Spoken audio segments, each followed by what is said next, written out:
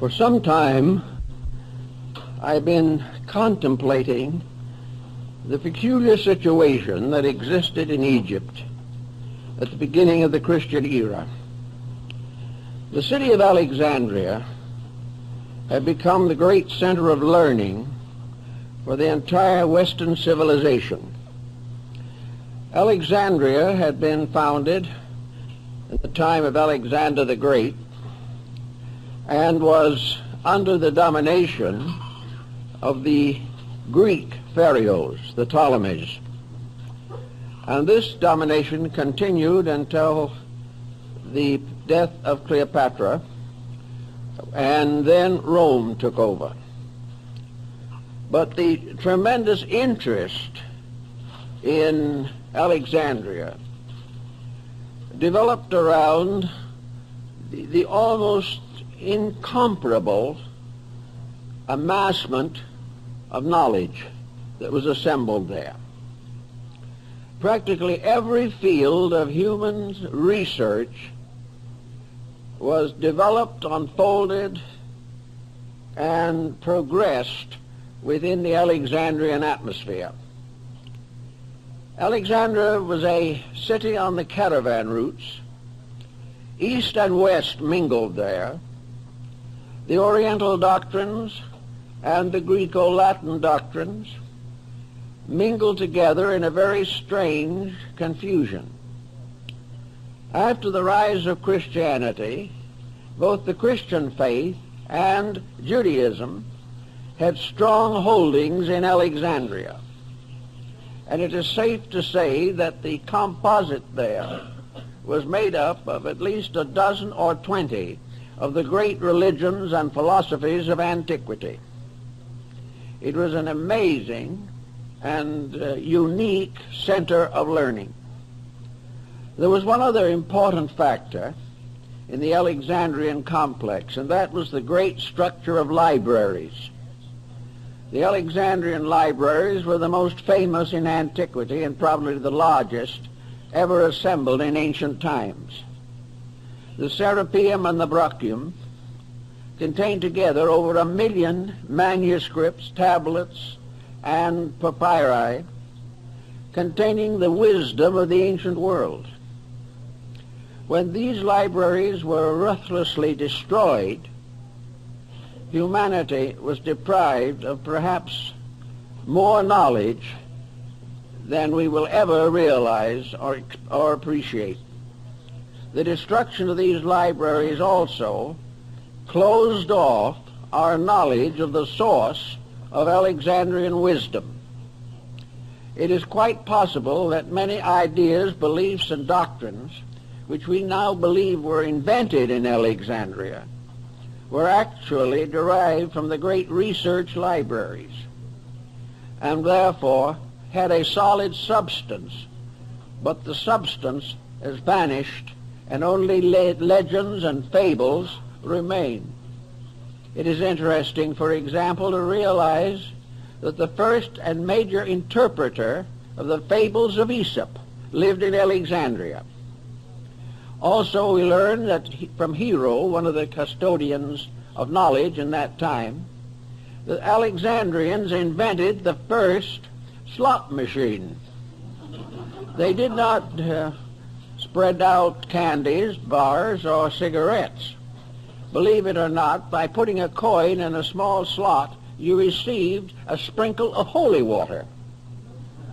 But our modern slot machine is based upon the Alexandrian model. Everywhere we find them, in herbalism, in medicine, in philosophy, in art, literature, poetry, these mysterious people that occupied this great Egyptian area were almost universally learned. We know, for example, that the entire structure of Hermetic thinking and the story of Hermes Trismegistus arose in Alexandria. And we also know that the Alexandrians must have had a considerable sense of prophecy. It was there also that the Sibylline books developed that prophesied the future of the world. It was Ptolemy of Alexandria that gave the world astronomy and very largely contributed to the rise of astrology. There were zoological gardens, there were ponds for fish, there were reserves to protect animals. There was just about anything and everything you can think of. And not far outside of the boundaries of Alexandria stood the great group of pyramids, which have remained to this time the wonders of the world. Very little is actually known about the pyramids. Contemporary records are very scanty. They are mentioned by Herodotus in the 5th century BC. But for the most part, no one has had an interest deep enough to attempt to investigate the circumstances surrounding the building of these great monuments. To this day, we really do not know why they were built, when they were built, and how it has happened that they have continued to intrigue human thinking for so long a period of time. Perhaps the most simple beginning for the search for pyramids is to realize that the pyramid builders represent a period in the development of human society. Pyramids were built in many different places. Probably one of the most interesting groups right here on the Western Hemisphere, the pyramid towers and temples of the Aztec and Maya culture. A few years ago, enormous pyramids were discovered in central China. And we know that the ziggurats of Babylon and Chaldea were all part of this great pyramid building scheme of things. The shape of the pyramid changed considerably in the course of time. In the beginning, it was a mound, and the very earliest examples still had the mound form, and these are still found in the great monuments in Java, the Borobudur, which is probably one of the most powerful and fascinating religious monuments now surviving, the Shwe Dagon in Rangoon, the great cities of the Khmer culture of Indochina, Cambodia, and Laos. All of these have pyramid structures peculiar to them. Pyramids appear, foreshortened or otherwise, also in graphic art. And among the mandalas of Tibet, Mongolia, Bhutan, Korea, China, and Japan, the pyramid design occurs frequently and represents a basis of a great meditation picture. This has led some scholars to assume that the pyramids were meditation symbols, that they were created for the purpose of reminding the individual that there was a mysterious reality underlying all the temporal and changeable patterns of mankind. In the Asclepian dialogue, Hermes describes the fact that in a sense these buildings were memorials to the divine power. They bore witness to those times and those thoughts when the gods walked with men.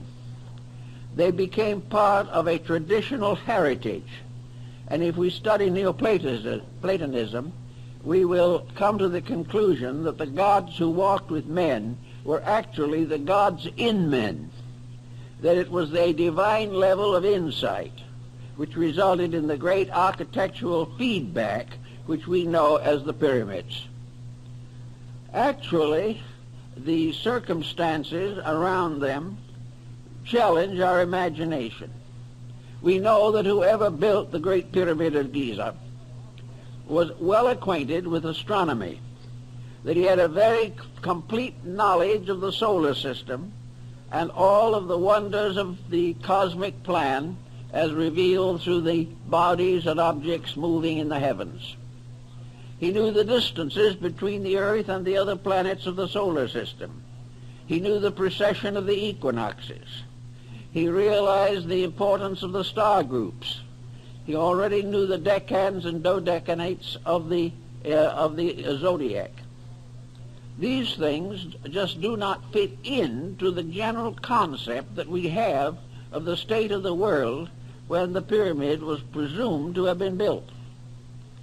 The only possible answer is, on this level, that at the time the pyramid builders labored, they had a knowledge among themselves that had not been distributed to the people. Even the rulers did not possess this knowledge.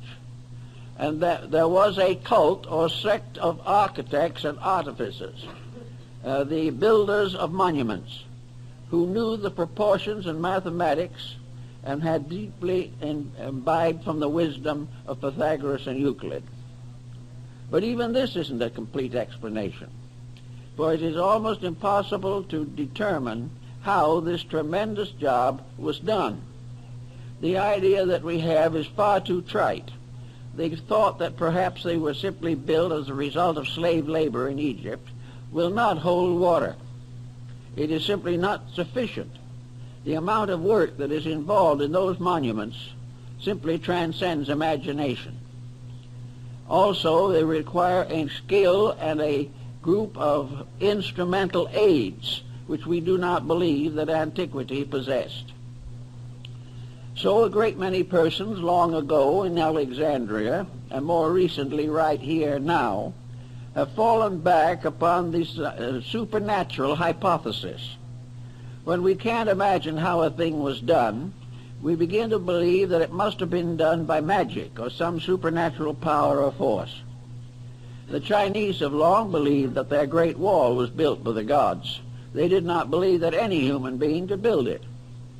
And it is only natural when we come into the presence of something that transcends our own abilities that we begin to wonder whether some strange esoteric means was involved, as in the case of the statues on Easter Island and many other such unsolved mysteries of antiquity.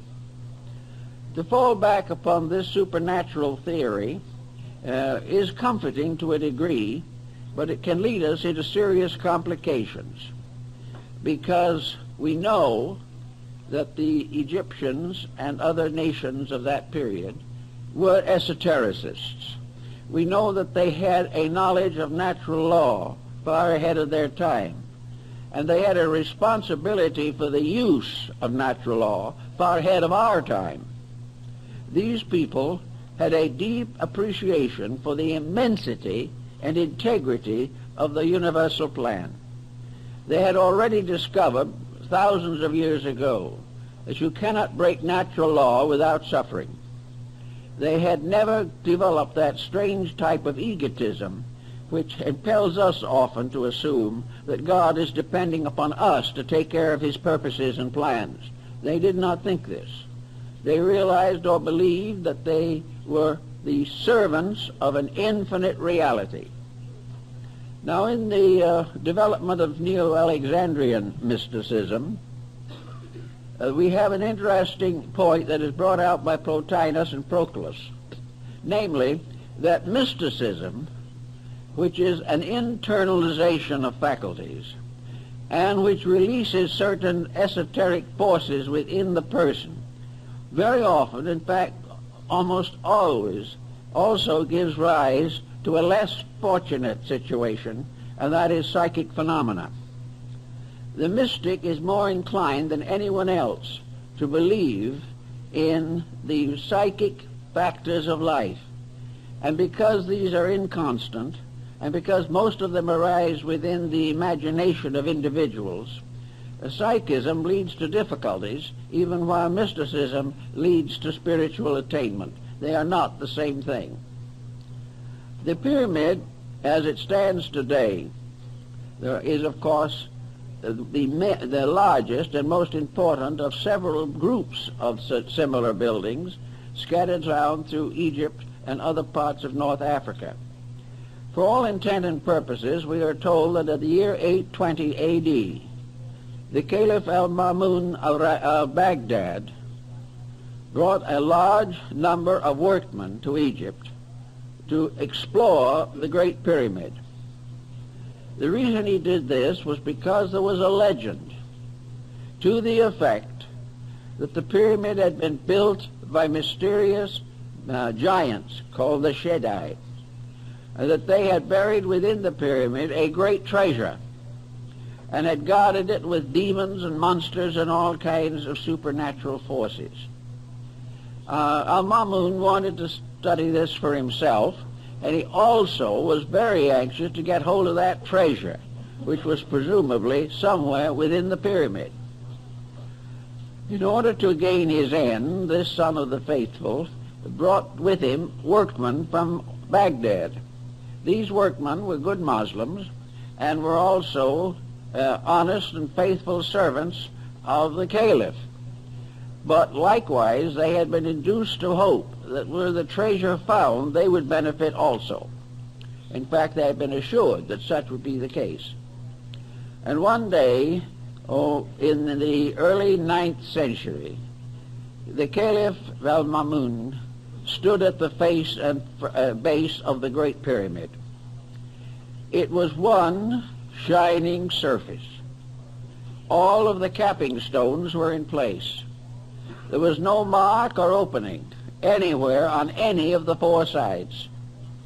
It was so perfectly covered that it reflected the sun like a mirror on all of the sides of the southeast and west, glistened and gleamed with the light of the sun, and only the north side was silent and dark. Mamun was completely overwhelmed by this structure, over 400 feet in height.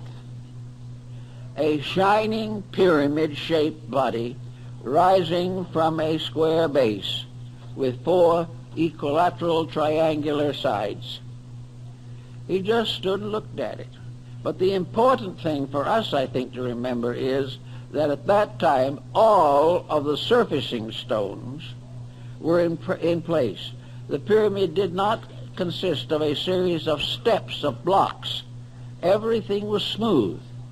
Each level had been cased and surfaced with properly cut stones, so perfectly trued that it was not possible to insert a knife blade in the space between them. It is also believed that much of this work was done without any cement, because the fittings of the stones were so perfect. Sometime between about the 9th century and now, all these casing stones have disappeared except 6. There are 6 stones left to remind us of what was originally the entire facing of the building. These stones are huge, weigh hundreds, maybe thousands of pounds, and they are still in place, but that's all there is of them. All the rest have gone. Now we are told that they probably were used to build various structures in the city of Cairo, that they were used to create palaces and mosques for the Muslims, and that little by little the Great Pyramid was turned into a quarry to be the source of base materials for building purposes. This answers one question, however, that we have to consider. There are some marks on the sides of the pyramid, considerable distance from the ground, which have been believed to mark water erosion, and the idea that the pyramid was at some time or other submerged up at least 2/3 of the way. If Mamun's statements can be believed, this is not possible. Also, it is more likely that these markings, these marks that look like water erosions, are actually sand erosions that were the result of sand blowing against the walls after the capping stones and facing stones had been removed. So the probabilities of the so-called antediluvian date remains speculative. We do not know. One thing is probably inevitable, that whoever built the pyramid had a very great knowledge and presumably was wiser than most of the peoples in the world today. We know, when I was in Egypt, I talked to a French architect who was standing alongside me at the foot of the Great Pyramid. And he said, if this building had not survived, if the modern world had had nothing in the form of knowledge except reports about it, and the building had not continued to exist. There isn't a soul on earth who would believe that it had ever been built. And this is more or less the situation. The only reason we have to accept it is because it's there. And the more we study it, the less we know about it. Now, the modern researchers have found in the pressure spaces above the king's chamber some markings which are assumed to be part of the inscription of the Pharaoh Cheops, that this cartouche of Cheops. But when you see the cartouche photographed, it's hard to get to look at the actual one. The condition is so dim and so faint that there may be very grave doubt as to whether Cheops had anything to do with it at all. In the first place, a proud pharaoh wishing to mark a building as a proof of his own skills would not have placed those inscriptions in a position where they could never be read, never could be seen, and in the process of completing the building were most of them mutilated or completely obliterated. Therefore, it is not at all likely that the proud pharaoh put something in those chambers that could not be found for thousands of years, and then only by accident. Most of the Egyptian monuments are clearly marked with the cartouches of their originators. Some of them also have taken off an earlier cartouche and put their own in its place, the cartouche being an oval lozenger containing the name of the pharaoh. So the Cheops theory is pretty weak, although it is still clung to for lack of a better one. And I think the real thing we have to go into in studying this is to find out, if we can, what the actual meaning of the building is, why it was put where it is, why other buildings and the Sphinx are in the same and particular relationship to each other. Some of the more thoughtful progressives have come to the possible conclusion that the Great Pyramid was part of a great calendar system, that by means of it, it was possible to calculate most of the important phenomena of astronomy.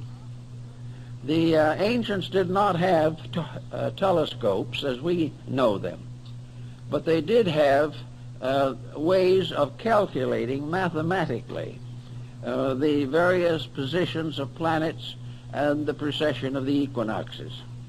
And it's been suggested that the Great Pyramid and its immediate surrounding structures was a tremendous calendar structure, perhaps the oldest known to man. This is not unreasonable if we think about it.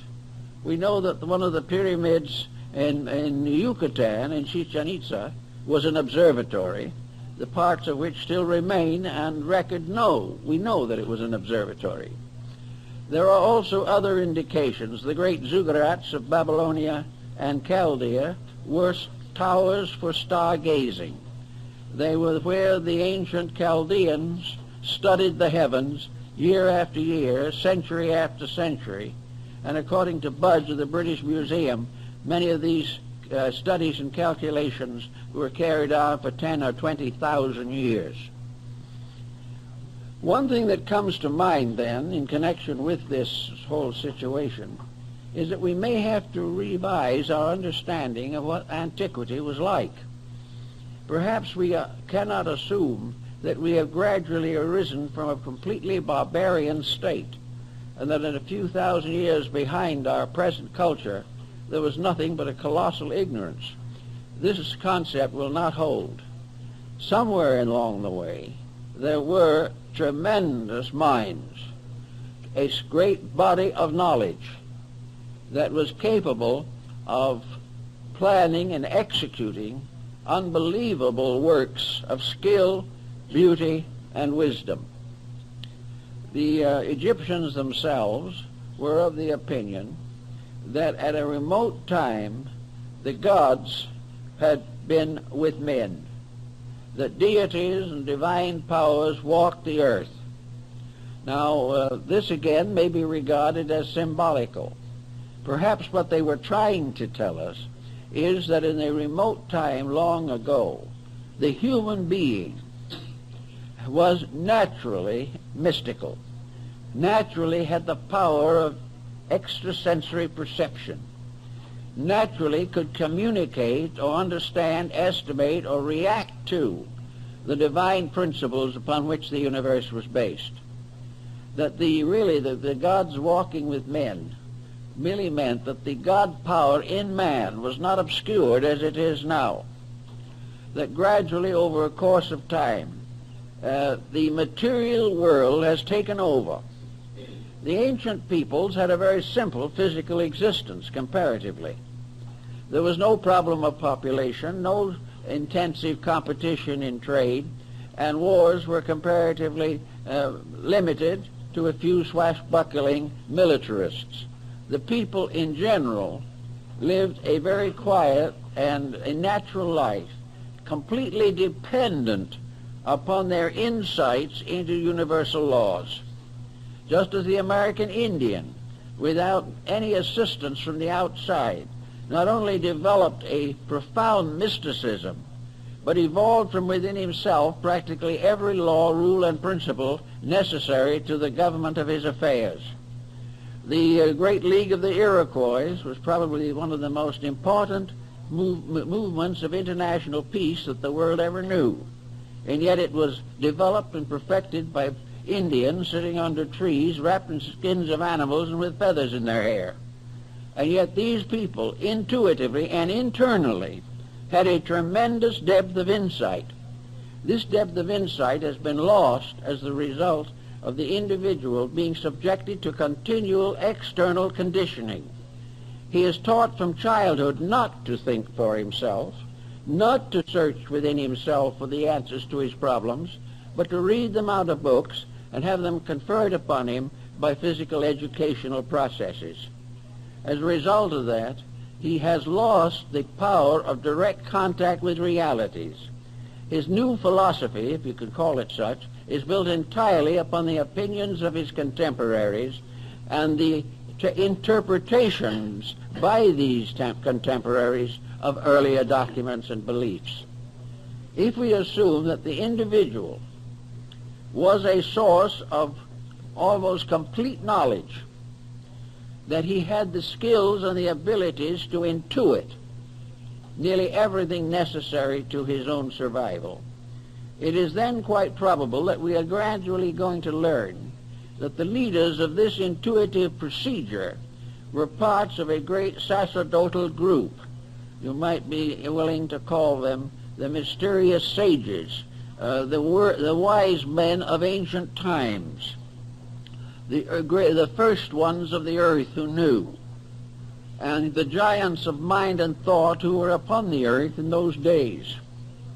In any event, however, there was undoubtedly a tradition that descended into Egypt from a still earlier source, a tradition based upon an internal development of spiritual resources, a development which went back perhaps to India or to one of the ancient civilizations that have now vanished away.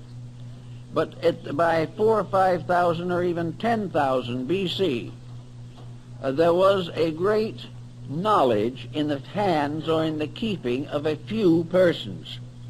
And these few persons more or less set up the system of mysteries which operated in Egypt, Greece, and the Roman Empire. Now in this also, I think it is very important to bear in mind that the initiate system, which was the prevailing system in Egypt at that time, was based upon one tremendous point, a point which we have lost, a point which we have never really attempted to restore, but about which we have given considerable thought and consideration. The purposes of the mysteries, according to such initiates as Plotinus, Proclus, Iamblichus, Ammonius Saccas, and others, was very simple, that the individual should learn factually, truly, beyond question, beyond doubt, through personal experience that death is an illusion,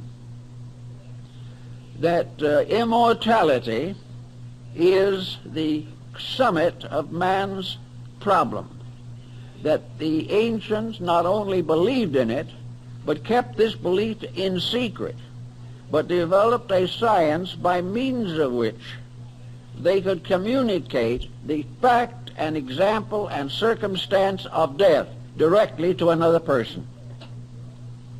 In other words, the initiates of the mysteries, according to the old concepts, were persons who had lived, died, and been born again in this world. In order to accomplish this, there was an elaborate ritual system, because upon the concept of immortality was built the entire problem of an enduring material culture in this world. If immortality was demonstrable, beyond question, not the result of communication, not because certain famous person had believed it, not because we wanted to believe it, or because it was written in sacred books, or anything of that nature, but because the individual who believed it had died, passed through the experience, and come back to life. This was the burden of the mystery system, was to prove conclusively that death was not the end of anything. Cicero marks this in his discussion of his relationships with life. Marcus Aurelius refers to it. But he refers to it, as they all did, as something known, not something believed. Something that could not be denied because it had been an actual experience in the life of the believer. Thus, in the mystery system, in the Egyptian, which we are interested in the moment particularly, the Book of the Dead, which is a misnomer, part of the same type of misnomer that afflicts us in many other ways. The Book of the Dead, so-called, the Egyptian name for which was not the Book of the Dead, but the Book of the Coming Forth by Day and of the Opening of the Mouth. This was the famous name in ancient times for such great papyri as are in the Museum of the British Museum, of the Papyrus of Ani and the Papyrus of Hanufa. These were great examples of the dead coming back to life through the mysteries. For the ancient philosophy of life was built upon an eternality of life. It was built upon the fact that the individual was for everlastingness, that he would go on. There was no end to him. There was no one converting people to this. There was no one preaching it or teaching it. In the mysteries, the candidate went through it himself as an actual fact. And as Apuleius tells us in the Metamorphosis, the initiate in the temple tread upon the threshold of Persephone, that is the underworld, and beheld the spirits. He went into the realm of death and returned again. Eugene O'Neill's play, Lazarus Laughed, is built upon this theme and is derived very largely from the ancient teachings. In the play, Lazarus, as had been raised from the dead by Christ, lived on for a time and was finally persecuted in Rome by the Emperor Caligula. And finally Caligula threatened Lazarus with death, and Lazarus laughed at him. The man who had died laughed at the man who thought he could kill anything. And this was the burden of the mystery, that the individual who knew, not because he could believe or have faith, but because through the rites, ceremonies, and esoteric practices of the temple, he lived through it and came through alive, and came out of darkness into light, knew as a certainty beyond question that there was no death. Now, we don't realize perhaps how important this point would be in the modeling of civilization. We do not realize how oppressive the concept of death is, and how the punishments of the dead in the theological systems, how they may torture or terrify the person. The main point was to establish the reality of survival and its associate belief, the consciousness or concept of rebirth. Rebirth was simply immortality, spaced out. It was a part of the everlasting, ever-livingness of everything that exists. The ancients, therefore, had very little fear of death, and something of the form of a mystical experience of this probably influenced the Christian martyrs in the Circus Maximus in Rome, when they died for their faith. There was something about it all that transformed a life of fear into a life of certainty. It also removed the dynamic importance of material existence and represented it in this world as merely the antechamber to eternity itself. Now Hermes and several of the others, and people of the Alexandrian period, like to consider the Great Pyramid as the tomb of Hermes. It is so referred to by the Neoplatonic Alexandrian mystics, who had quite a good insight into this particular problem. It was not a tomb for a dead pharaoh. It was a symbol of the gateway to the other world and the way to return to it again. This initiation rite was undoubtedly sustained by the use of esoteric skills and powers that we know very little about at the present time. But it was believed that it was the tomb of wisdom, the house of the hidden places, the mysterious structure, which in a sense was a monument to eternity, standing upon the earth, pointing upward with a continuing point, so that everything below verged toward the top. And it was like a finger reaching up into immortality. The word pyramid itself is derived from pyr, meaning fire. Therefore the building was flame-shaped, and in the times when the stones were all in place, it glistened like a glowing flame with its mysterious point upward. Also, it was a marker. In the Bible, it is probably the monument that was set up in Egypt, according to the Old Testament. In any event, the Neoplatonists and those of that period thought of it, likened it to a house of the second birth, the house where the individual who was born first into this world learned the mystery of it. And I believe it was Porphyry, may have been Plotinus, who said on one occasion that in human life, birth physically was the human being coming out of the womb into a body, and that this body itself became the womb of the second birth.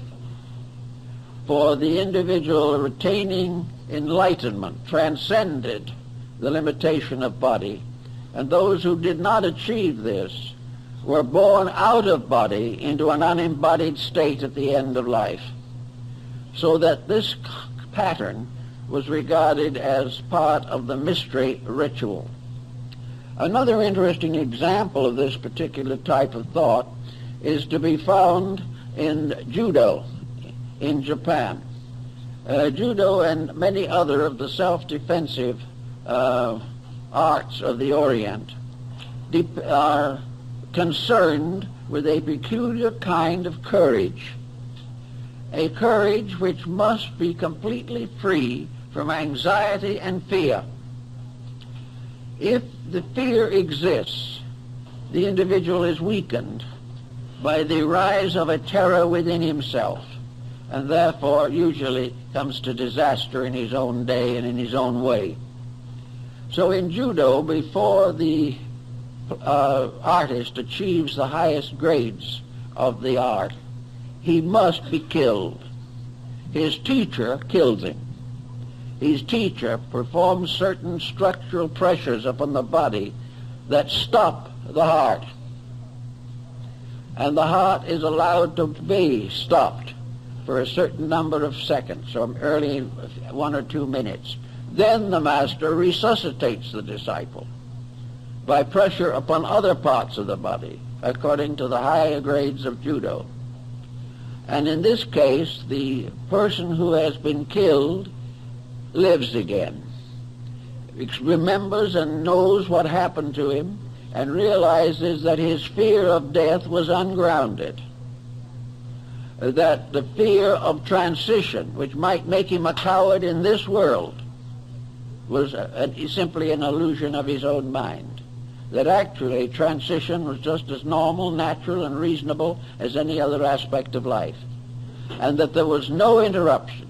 The individual never ceased to be an immortal being, whether in body or out of it. Now the Egyptians apparently built on this very, very strongly. So did the Hindus. They felt or realized the tremendous significance of this realization that there was no termination, that there was no end, that the labors of a life were never lost, and that the achievements of a life were forever necessary, that the individual who had an idea that his virtues might go to oblivion with him was wrong, and the one who believed that his vices would go to oblivion with him, he also is wrong. There is an interruption of place, but not of state.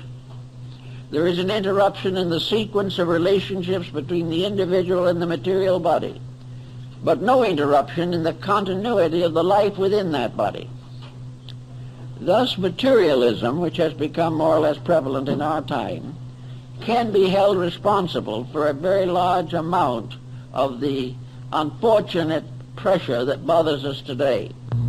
Materialism sustains crime, helps to build a constant fear, makes the individual highly materialistic because he knows no other outlet, helps to build a constant fear, makes the individual highly materialistic because he knows no other outlet, and little by little the world comes to be afraid of life, afraid of the existence of which, in which it passes its days here in the world.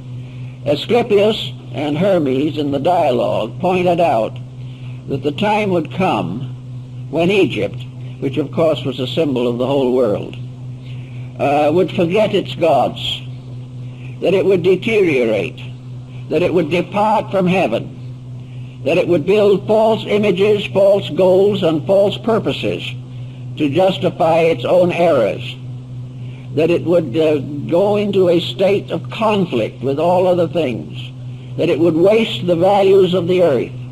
He points out definitely that the earth would be impoverished, the soil would be impoverished, that the humanity living would have no conception of its responsibilities, but would live for pleasure and profit alone. And as this happened, gradually the planet would become a desert, that everything that was useful would no longer be able to function or manifest itself. But that in spite of this, that something inside of the human being could not die. This eternal life that was recognized in the great mystery system went on. And also in the course of time, the life within the individual would revolt against the misconduct of his mind, emotions, and body. And when the great tragedy revealed itself to be the result of human selfishness, cupidity, and ignorance, the humanity would then go back to the gods, go back to the divine principle within himself, and create a new world emerging out of his own repentance, out of his own realization of his mistake, out of his own fear perhaps of the final destruction of himself and everything that exists. But nothing will be destroyed. It is all part of the illusion. It is an illusion which continues until the human being makes peace with universal law. When the human being accepts the governorship of the great values of life, he is then no longer subject to the infirmities of the flesh. If you look at the various sacred buildings of the world, you will notice that nearly all of them are symbols of aspiration and ascent. And for this we have to go back to the very primitive form of astronomy.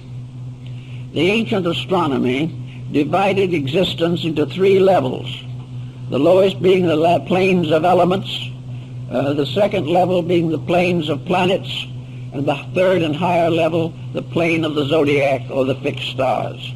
The universe had three great steps ascending, and the life of man consisted first of a descent, as in the story of the death of Tammuz in Babylonia, and finally out of the grave of materiality, a resurrection, a regeneration, and ascent up a ladder, Jacob's ladder, or the ladder of Muhammad, to ascend, as in the vision of St. John on Patmos, to the heavenly world that lay above the zodiac. This concept was a sort of skeleton upon which all of the philosophies of ancient times were built.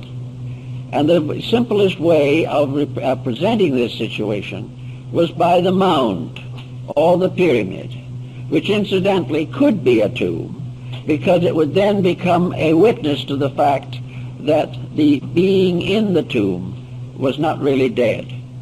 The tomb became then a symbol of belief in the resurrection. It was a monument to prove that it was over the body only, and that the soul, mind, and spirit had ascended into a better world. This ascent was represented in India by the use of a cube and a pyramid.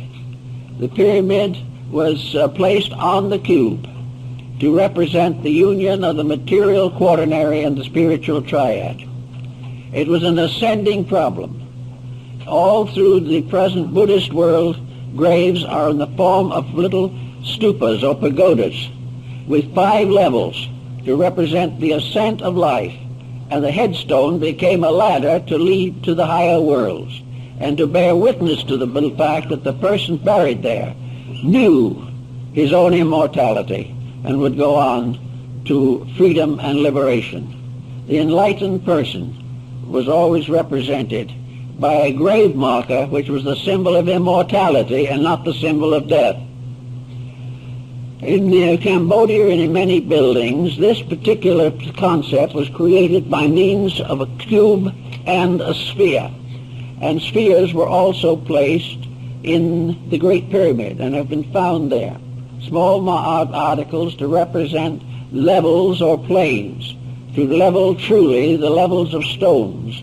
A small sphere was placed upon them. If it did not roll off, the stones were true.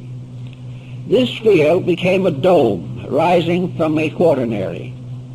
And this dome itself became the symbol, as far as we are concerned, of the invisible causal nature which surmounts and overwhelms and dominates the material body. Therefore, a building with a dome is a symbol of the recognition of the power of the divine over the natural life of the individual. The body below was a cube, square, or a building of cubical structure. The dome was the symbol of the overshadowing of divinity. The overshadowing, the recognition that heaven moves like a great dome forever over the surface of the earth. The earth was the cube, the dome was the heaven moving above it. And the dome gradually became the minaret, it became the steeple of the church, it became the dome of the Capitol building in Washington, the dome of the Vatican, and mysterious domes on the Muslim mosques, and the mysterious pyramid forms that we find in some Protestant churches, as in the case of the Westminster Abbey, which has the pyramid over the central entrance. All of these together represent the survival of a language that had to do with the human realization of his own nature. The pyramid stood upon the earth.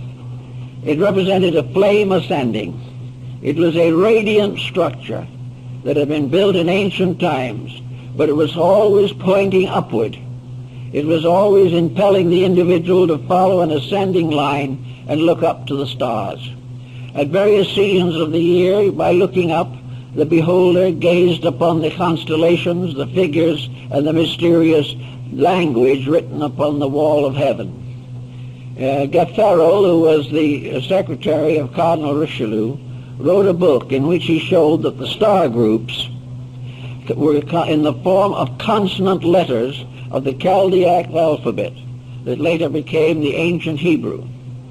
These constellational patterns were consonants. The planets moving through them were vowels. And by studying this proposition, the handwriting on the wall of heaven could be read. It's an interesting theory and has been given some attention, but not too much in recent times. But we have the great dome of heaven moving upon the earth. We also have the pyramid as the house of a mysterious elevation, the four square of the base from which rises the pyramidal form, consisting of 4 triangles, each with 3 sides, which make 12 lines or 12 angles, which represent the zodiac. The building was oriented to the 11th decimal point and was probably perfect at one time, but there is damage to one wall of it as a result of an earthquake. I never was quite strong enough and physical enough to climb the outside of the pyramid. Very few people are. It is really an arduous job. You have to have about 4 daggermen or natives to help you. 2 would go in front, scrambled up one of the blocks, which is about 4 feet, and pull. The other 2 are behind and push, and you are gradually elevated level by level over the hundreds of levels that lead to the top. This is a little too much for the average person, especially in the desert where the temperature is apt to be well over 100. But I did go through all of the interior rooms, the King's Chamber and the Queen's Chamber, and as far as we could get in the grand passageways leading downward. One thing was very evident, and has been discovered, and that is that the inside of the pyramid, the temperature, is the mean temperature of the earth.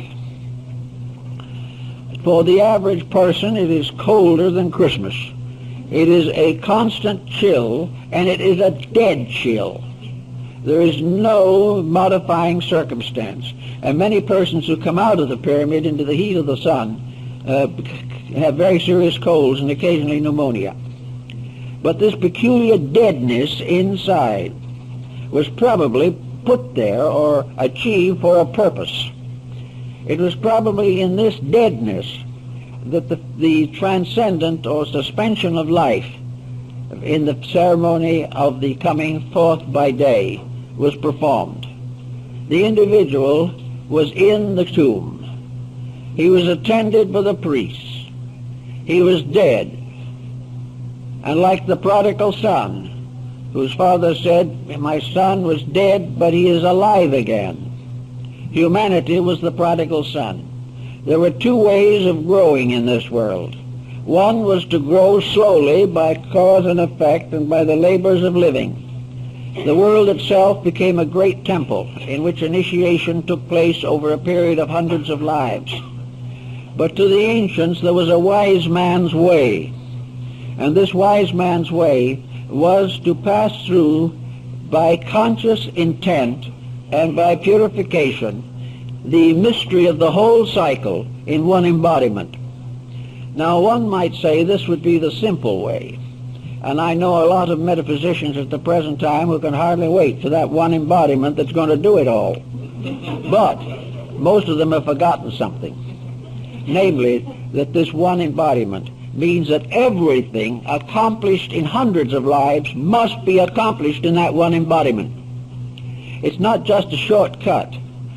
It is a gathering up and intensifying the process of human regeneration. It means that the person must attain to a state by discipline, by dedication, and in accordance with universal law that qualifies him to receive this very important ritual.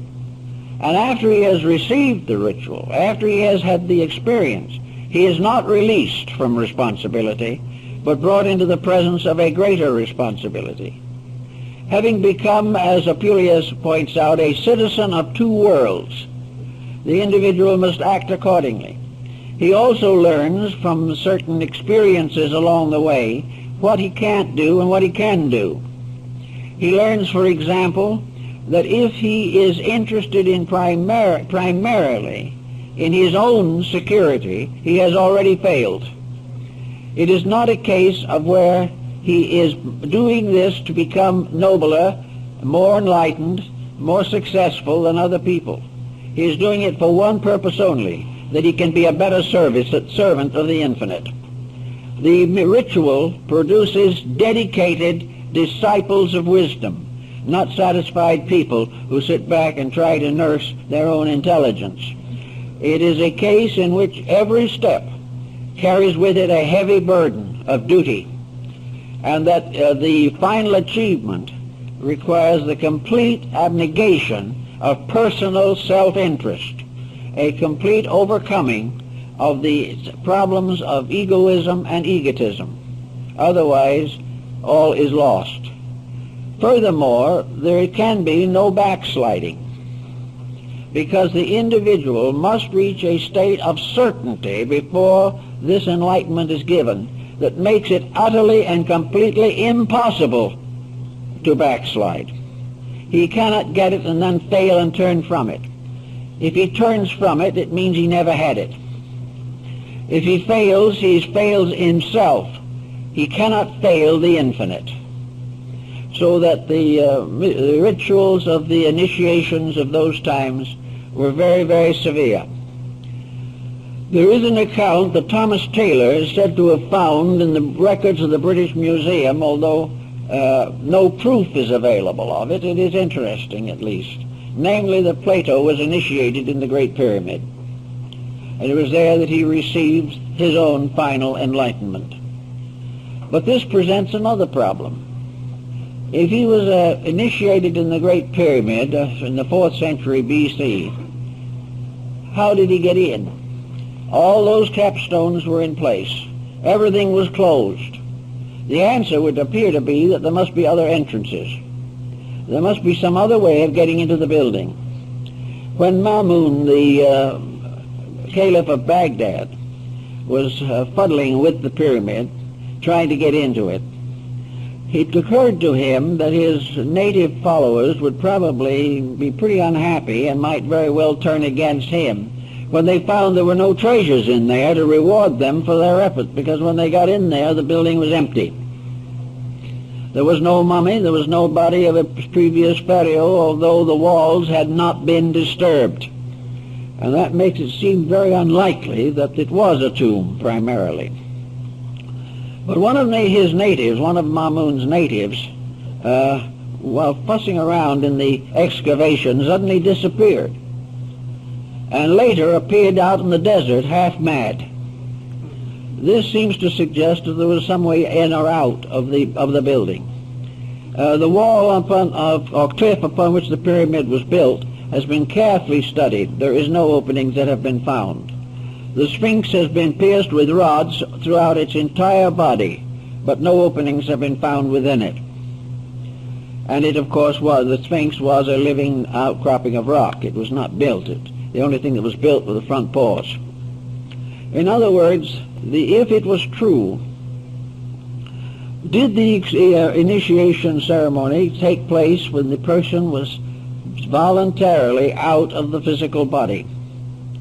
The ancient priests were able to function out of the body. This there can be no reasonable doubt.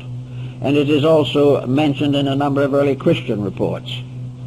Namely, that it was that it was possible for the invisible bodies of the individual to be separated from the visible without a loss of consciousness or a loss of intelligence, and that the invisible body could travel to distant places and could have various experiences. And many people believe this is a comparatively common happening in sleep, that the individual is not actually asleep spiritually, only physically, and that the superphysical vehicles are just as busy while he's asleep as when he is awake.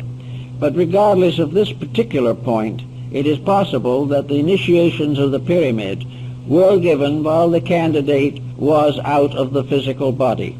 If so, then there would be no problem of the difficulty of getting into the building. The superphysical vehicles could go through very easily.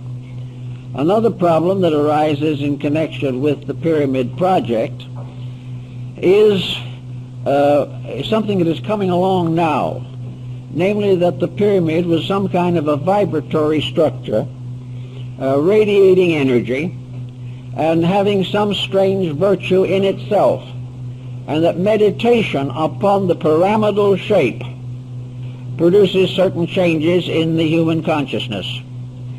The particular shape, angle, and tip of the pyramid, its proportions and so forth, having very definite significance.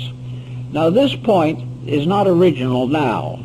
It is referred to in very ancient times, for it was believed and taught that in Egypt, as earlier than Pythagoras of Samos, that is the 6th century BC, the Egyptians represented their deities by symmetrical geometric solids, and that in the temples, the 5 perfect solids were used to represent the principal deities, that each of them with a different shape, a different proportion, and a different arrangement represented one of the deities, and that, most important of all, the contemplation of these forms had meaning, that the contemplation of the symmetric solids could heal disease, could expand consciousness, could relieve the mind of distress, and could calm the emotions. Each of these forms, then, was, in a sense, therapeutic, because perfect harmony is always therapeutic. If music as harmony can improve health, then we may say that the harmonic solids are a form of music captured in material like metal, stone, or crystals, and have the same effect as music, color, or any other therapeutic factor.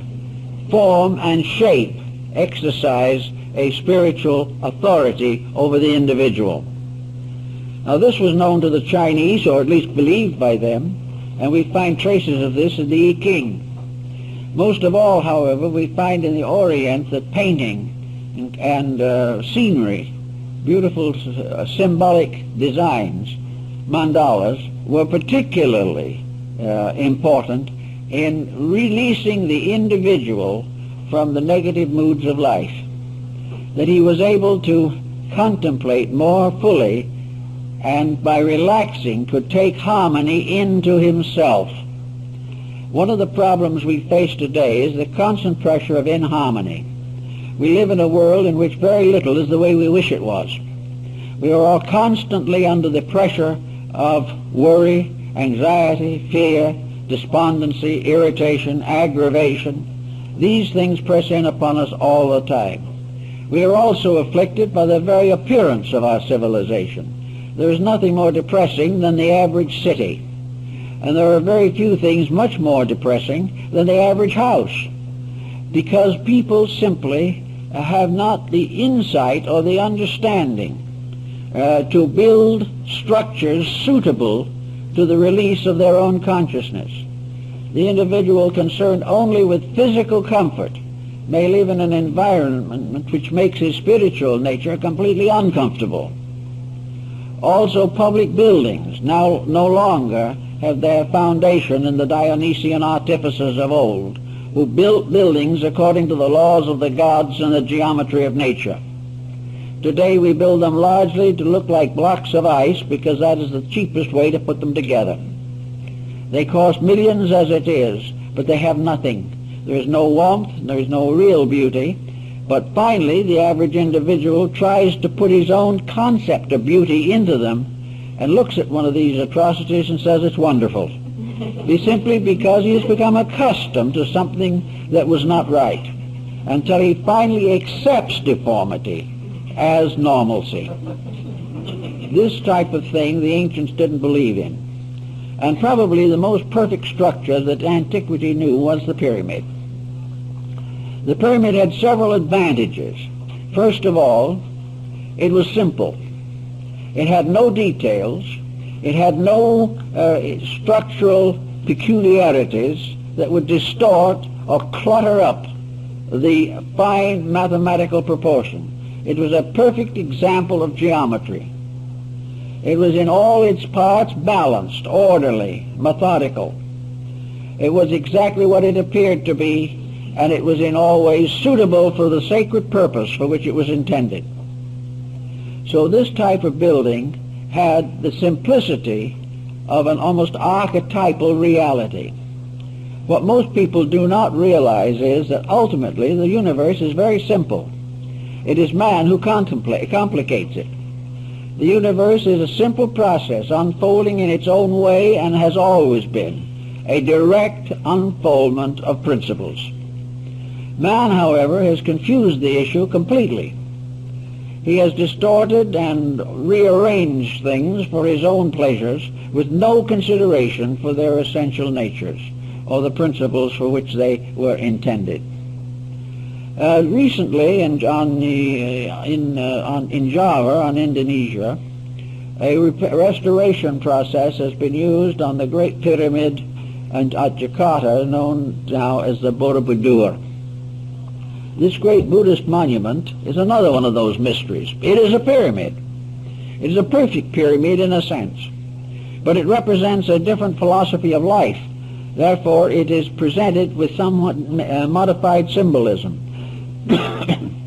Up to about 25, 30 years ago, this great monument, which is probably one of the largest religious structures on earth, was gradually fading away.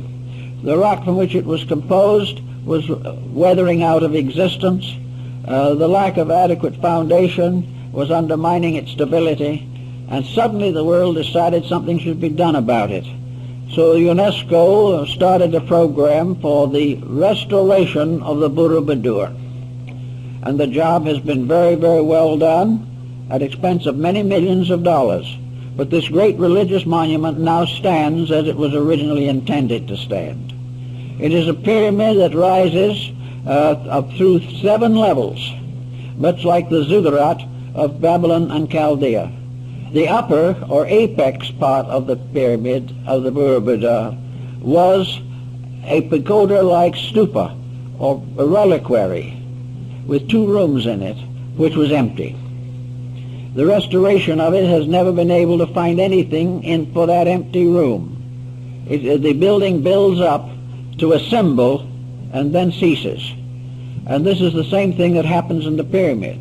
The capstone of the pyramid is missing. The sacred relic that was supposed to be in the capstone or head of the Borobudur is also missing. So that all these things represent a certain unfinishedness. And it reminds us, perhaps, that in natural law and in the reactions within our own natures, everything that belongs to the material world is unfinished.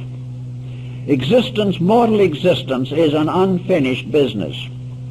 And it takes place in an unfinished world and challenges everything that lives here with the restrictions of an unfinished realization of truth. Everything is growing, but nothing has completed its growth.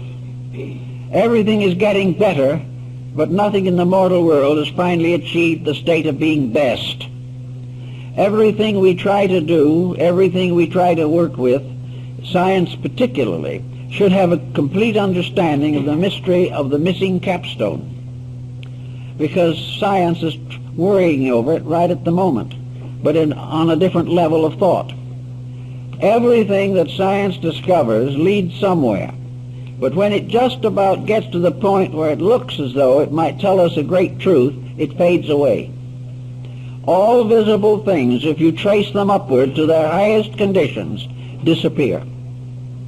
All of the intellectual achievements of the individual or of the great system of learning, this ascends from one level of genius to another, but the supreme genius has never been reached.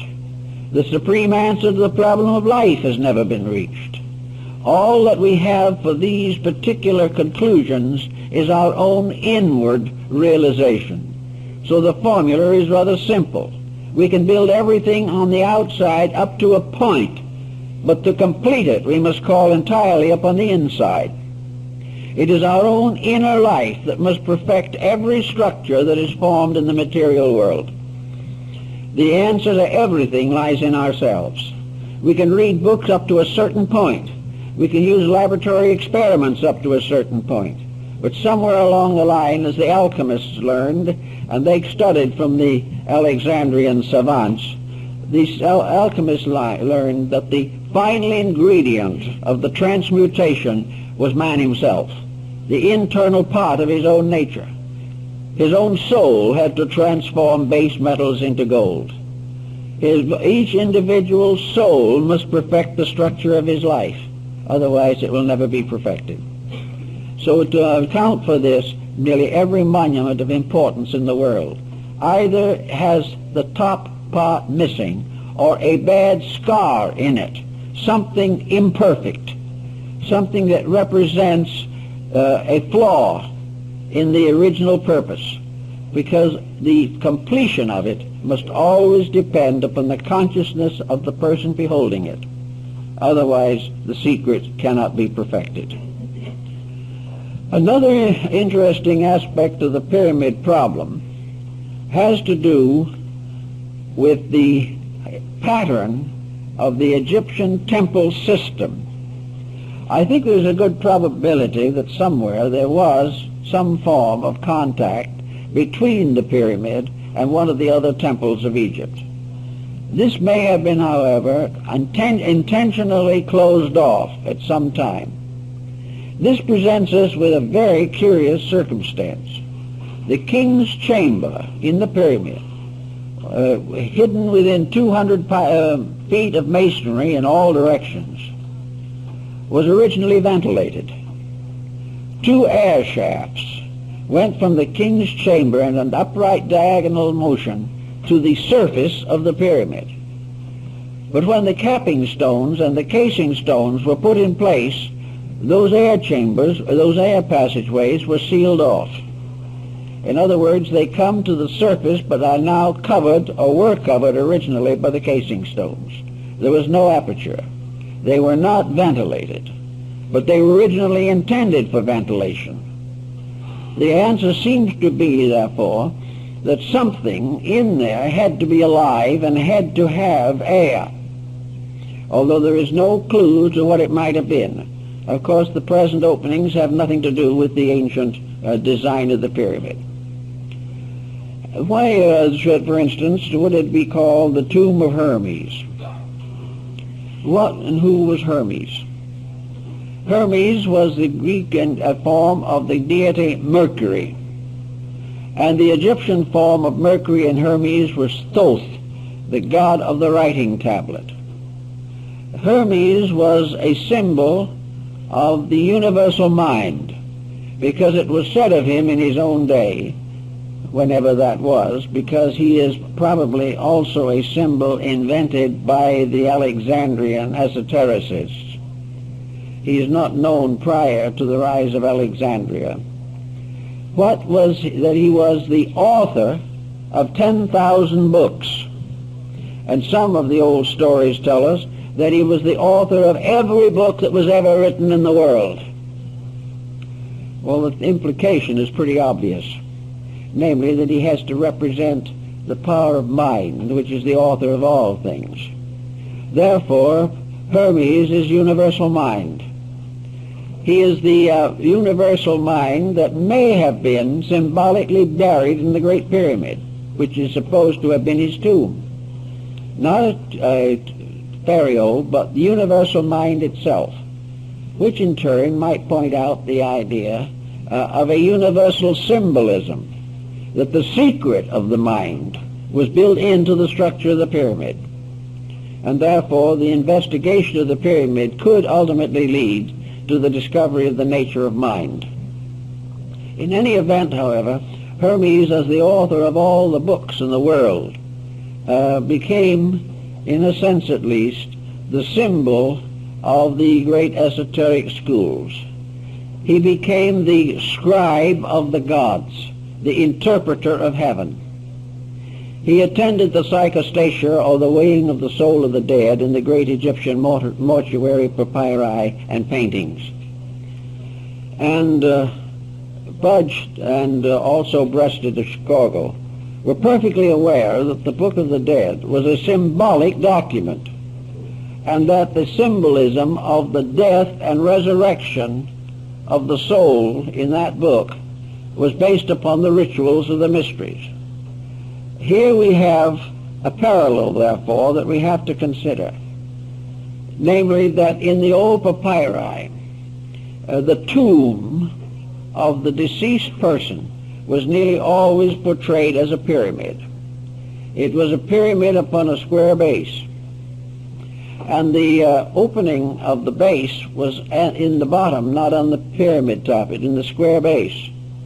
Therefore, the implication could be that there was an opening in the pyramid below the level of its foundation. But in any event, this ritual was the story of the soul's journey into the afterlife, and was a very complicated story in the Egyptian mythology.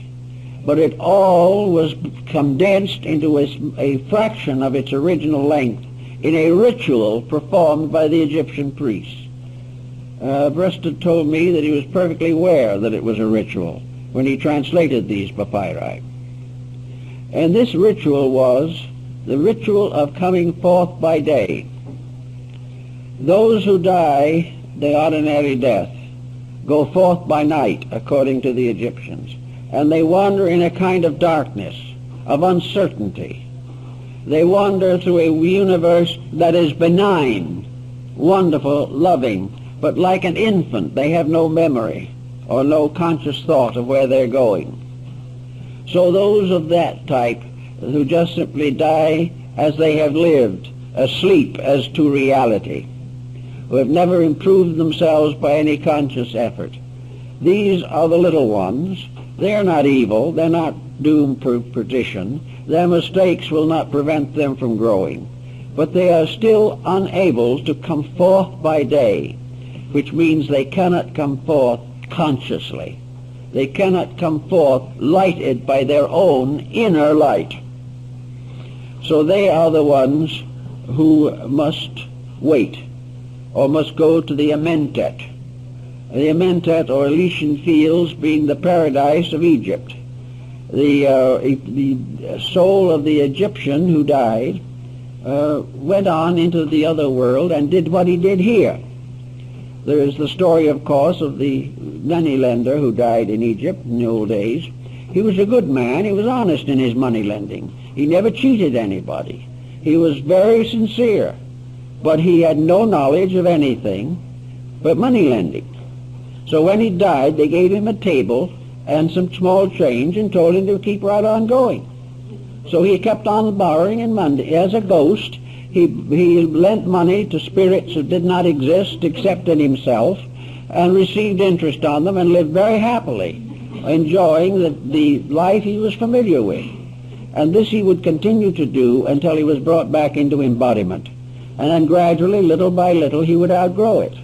But there was no force in it, there was no evil in it, there was nothing terrible that was going to happen to him. He was going to be very happy because he was a good man. Virtue rewards with happiness in the afterlife.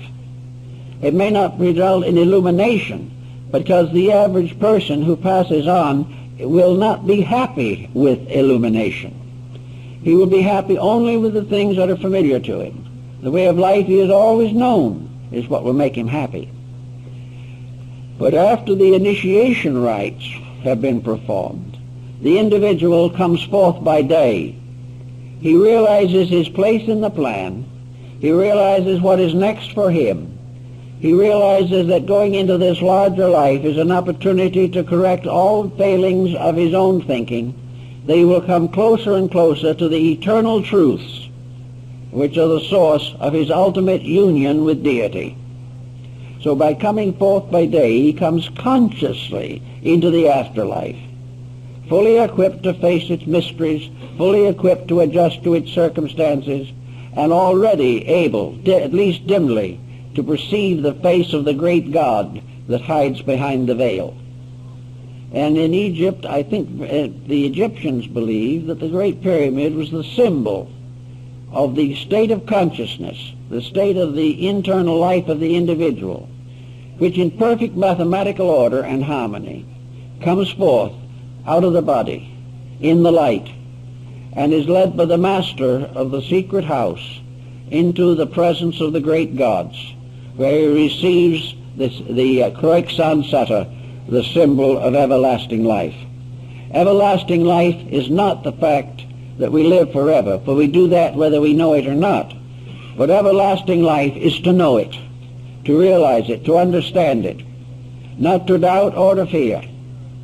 We have a life, as the Egyptians said, unto everlastingness. But only those who have retained a certain inward light know for certain that which others hope. And as one of the Roman philosophers said, wisdom brings knowledge to those who have hoped, and brings perfect understanding to those who have lived in a certain optimism, but not certain of that which is to come.